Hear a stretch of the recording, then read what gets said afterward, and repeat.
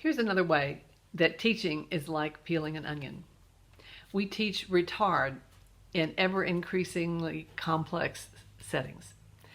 With an early elementary student, I simply say we need to have a little retard at the end of every piece. It tells the listener that we're finished. In fact, if a student doesn't play a retard and I've asked for it, I will sit there and kind of, okay, did you have another page on that piece? And they kind of look blank, and I'm like, well, you know, I didn't hear a retard, so I thought maybe there was another page. So, you know, I'm reacting like a listener. So, you know, then they play it again. That's just very simple.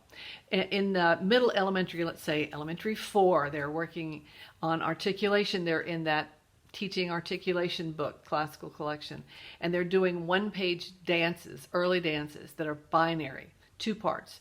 So at the end of the first section, a little retard. At the end of the second section, a little more retard. So now we're creating a little bit of difference there, just the beginning of a little bit of difference. Then when they get to stage 6, late elementary and intermediate, I'm talking about style. And I'm definitely talking about how much retard's allowed in Baroque versus classical versus romantic. In fact, might demonstrate for the student a piece in a Mozart piece using the classical allowance of retard and do it again using a romantic allowance of retard, which would obviously be a lot more.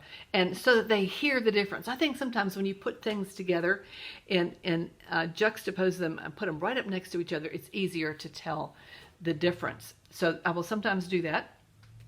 And then with a more advanced student, I might be talking about how much retard you're going to take on this phrase climax here versus the phrase climax of this whole section.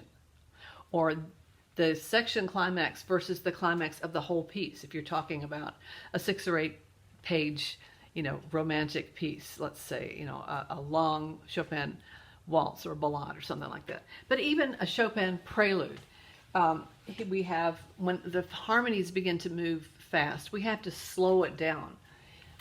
And here's this B minor.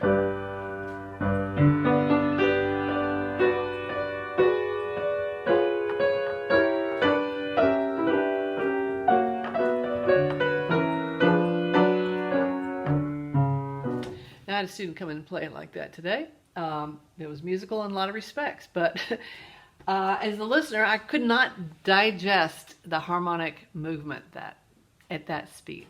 So I suggested she take a little bit more time.